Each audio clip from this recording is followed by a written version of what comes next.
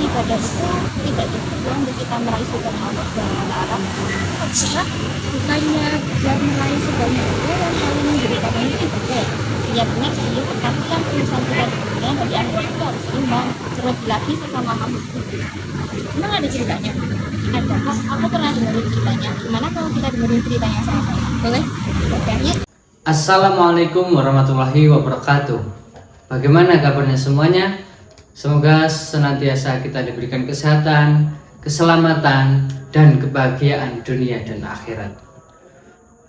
Hari ini saya akan berbagi kisah tentang seseorang yang ahli ibadah tapi diajukan oleh Allah Subhanahu wa taala. Oke, saudara-saudaraku, kisah ini berawal dari seseorang ulama yang bernama Abu bin Hisham. Beliau adalah ulama yang rajin beribadah pada Allah Subhanahu wa taala. Beliau setiap malam melaksanakan sholat malam atau sholat tahajud. Hingga pada suatu malam beliau akan melaksanakan sholat tahajud dan bergegas untuk mengambil air wudhu di sumur beliau.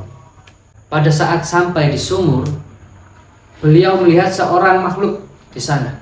Dengan bingung, beliau langsung bertanya kepada makhluk tersebut, "Wahai hamba, siapakah engkau?" kata Abu bin Hisham.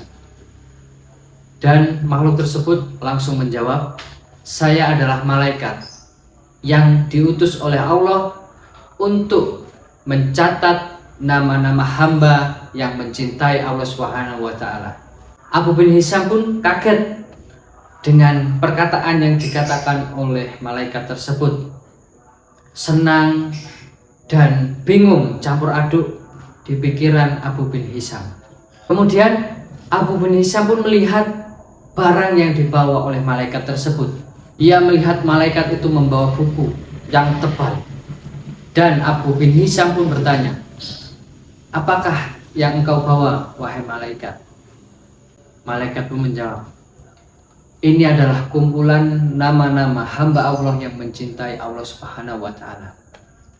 Abu bin Hisham pun senang dengan perkataan malaikat tersebut dan penasaran apakah namanya berada di dalam buku tersebut.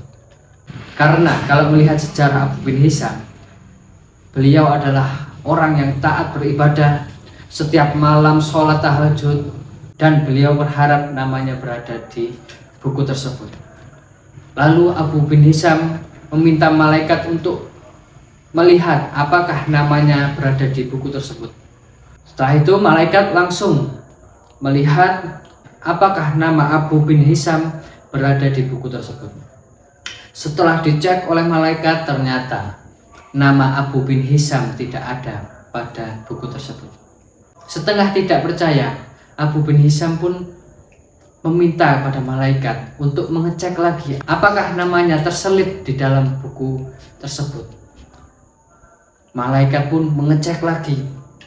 Dicek, ternyata masih belum ada nama Abu bin Hisham. Lalu Abu bin Hisham bertanya, "Kenapa nama saya kok tidak ada di dalam buku tersebut?" kata Abu bin Hisham. Lalu malaikat tersebut menjawab, "Aku tahu engkau bangun malam melaksanakan sholat tahajud. Dikala orang-orang lain tertidur pulas, engkau mengambil wudhu dan bersolat tahajud.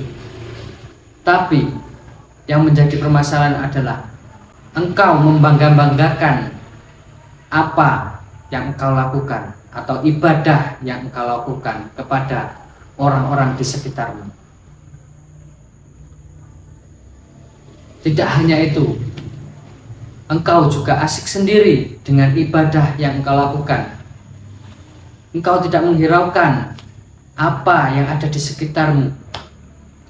Orang lain kesusahan, orang lain kelaparan, orang lain sakit, engkau tidak menghiraukan dan hanya fokus kepada ibadahmu. Bagaimana mungkin Allah mencintai hambanya yang tidak mencintai makhluk sesamanya?" Mendengar perkataan malaikat tersebut, Abu bin Hisham pun menyesali perbuatan yang sudah dilakukan. Dia sadar bahwa bukan hanya hablum minallahnya yang diutamakan, tapi juga hablum minan nas, yaitu berbuat baik kepada sesama. Itu yang sangat penting juga.